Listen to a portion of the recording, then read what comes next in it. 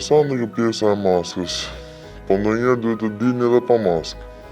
Për shembull edhe unë mund ta heq në ndonjë moment. Nëse s'do kishim kryer konceptin e maskës, nuk do merrnim dot rrëfime të vërteta. Ndonjëherë maska nuk mbron vetëm nga publiku, por edhe nga vetja jote. Po pse çfarë pyetje mund të më bësh nuk i përgjigjem dot pa maskë për shembull? Po për shembull, a ka patur ndonjë rast që kanë ardhur të rrëfejnë një krim që kanë kryer apo që kanë qenë në dinjë të një krimi? Jo, pse do ma bësh këtë pyetje? Daj them pra. Është shumë mirë pa mbash maskë.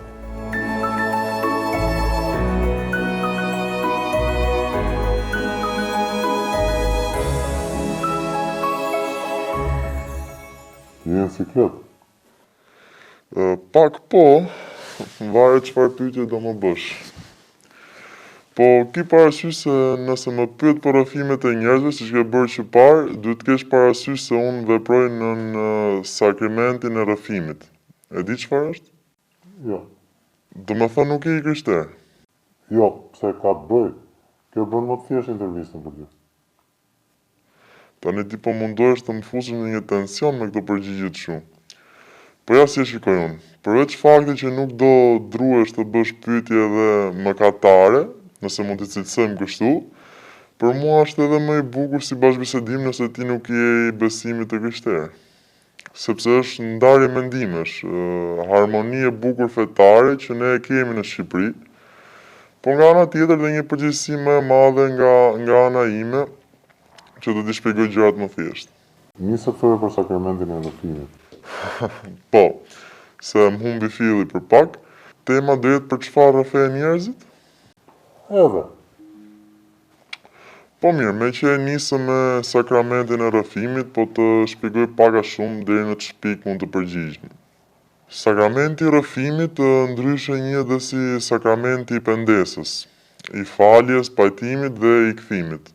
Me qenë se jeta e re në hirin e marrë në pagëzim nuk e ka asgjësuar dobësinë e natyrës njerëzore dhe as prirjen për ka mëkati, Krishti ka themeluar këtë sakrament për kthimin e të pagëzuarve, të cilët janë larguar për ti me mëkat, ose kanë kryer një mëkat.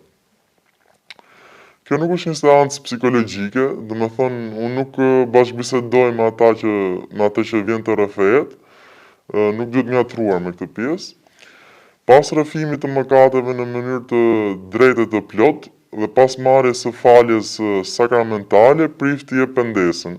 Po çfarë rrëfejnë njerëzit? Je në rregull me këtë pyetje? Varet deri në ç'mas do shkojmë. Do më tregosh pyetjet paraprakisht. Ja, po pastaj çupa nëse të tregoj pyetjet. Nuk dua të merremi me predikime, është më shumë një bashkëbisedim midis ne të dyve. Po, shiko, duhet kesh parasysh që ndoshta e di që mua në asnjë formë, as në rastet kur më kërcënohet jeta, nuk e shkel sakramentin e rrëfimit. Që do të thotë? Që do të thotë që sekretet që më rrëfejnë njerëzit nuk i ndaj dot me ju këtu. Për asnjë arsye një prif nuk mund t'i tregoj askujt për ndonjë motiv, as nëse e kërcënojnë me vdekje.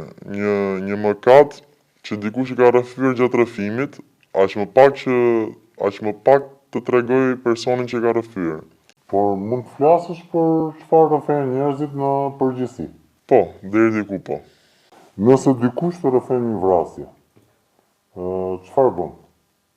Ose ka rrëfyer dikush në një vrasje?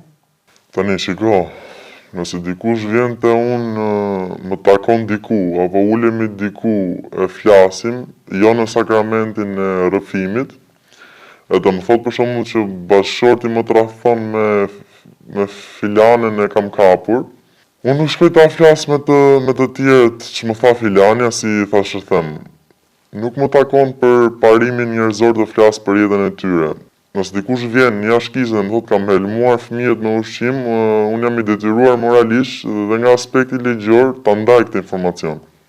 Po tjetër. Gjithmonë nëse më thuhet në privat, jo në kutinë e rrëfimit. Nëse dikush vjen dhe është nën sakramentin e rrëfimit, e të më thotë që ka kryer një vrasje, ose do të bëj një vrasje, do të dëmtoj veten a dikë për rreth, unë në asnjë lloj rasti nuk mund ta ndaj këtë informacion me asnjë njeri.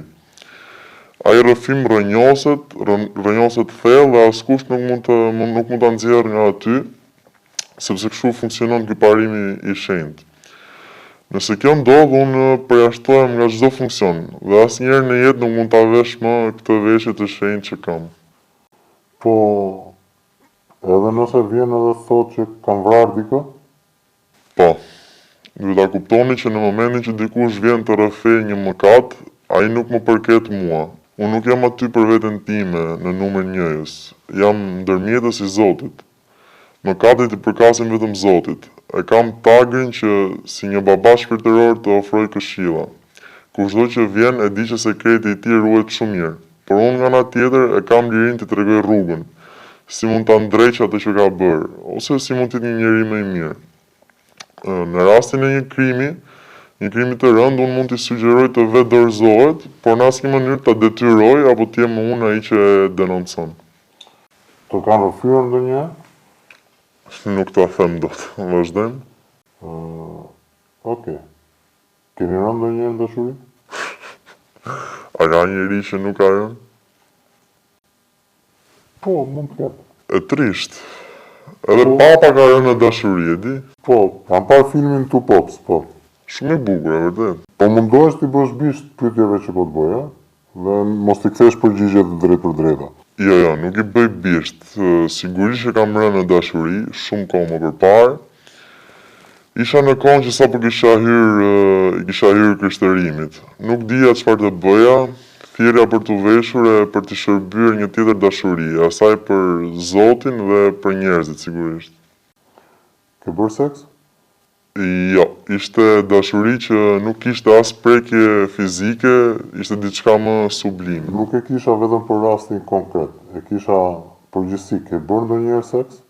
Jo, nuk kam bërë asnjëherë. Si e menaxhon eksitimin një prift? Nuk ka një manual të saktë apo diçka që mund ta ndaj me ju. Mua nuk më ndodh, ka patur raste ku kam qenë shumë i ri sepse është nevojë fizike që nuk mund ta kontrollosh dot, sidomos kur je në të 20-tat. Sot e shikoj ndryshe eksitimin dhe dashurinë. Po, ke mëkatuar ndonjëherë? Po, sapo ju a thash. Eksitimi është mëkati i vetëm? Pastaj, a quhet mëkat eksitimi? Për mua po, jam eksituar dhe ky është mëkat dhe jam rrëfyer për këtë.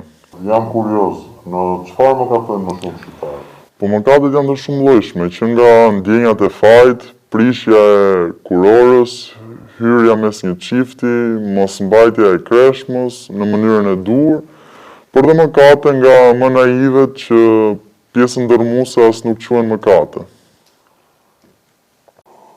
A zgjasin shumë rrëfimet? Po shiko, ka raste që shkojnë me orë. Nuk mërzitesh? Zoti është i durueshëm. Të ka shprehur ndonjë besimtare dashuri? Prap të dashuria ti. Prit lajmin tjetër. Okej, atëherë, duhet të të nxjerr nga kjo komfort zona dhe ka një arsye pse e ke veshur këtë maskë. Po, ka patur, po këtë ma bëre me ilje se ta thash para se të hynin. Dhe unë nuk thash që nuk do ta përmend. Ju gazetarët. Po do ta tregoj se nuk ka qenë as në sakramentin e rrëfimit, ka qenë krejt rastësisht. Një nga besimtarët, sapo mbaruam meshën, ndenjë në kish.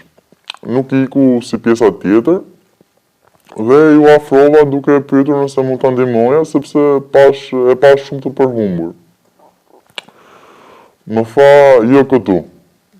Dalim marrim pak ajër.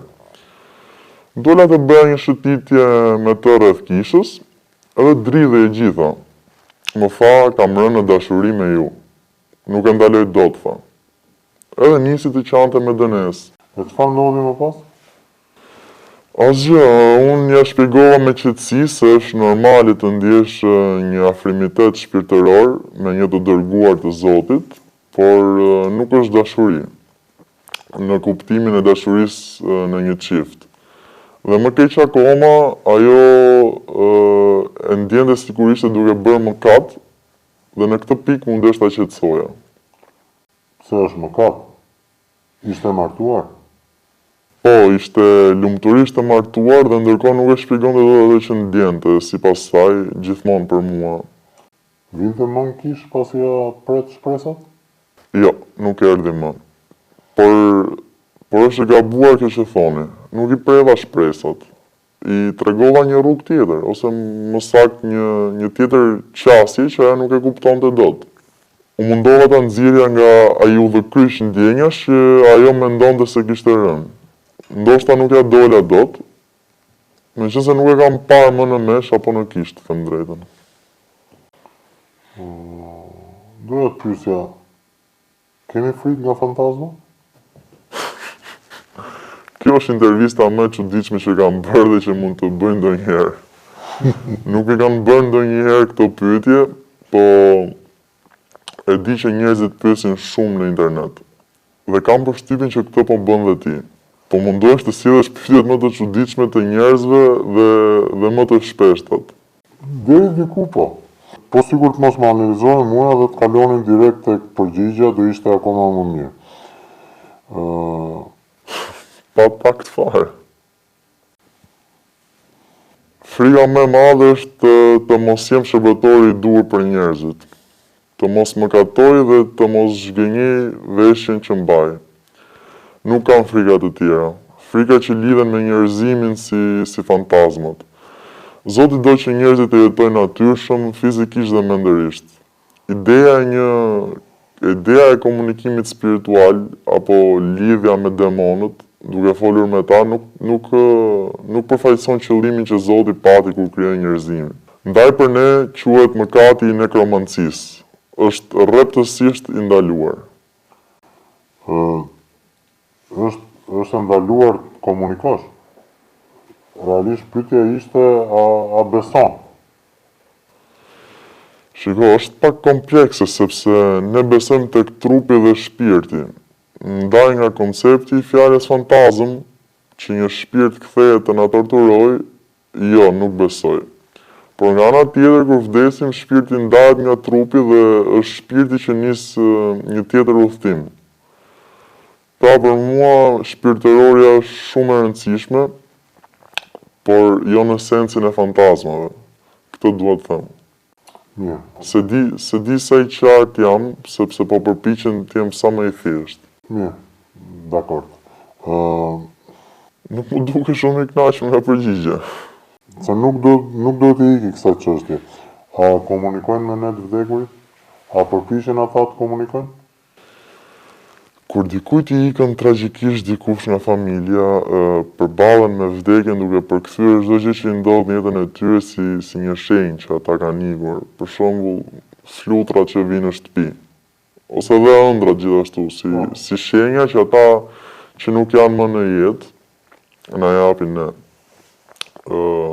Më pyesin shpesh, a janë të vërteta?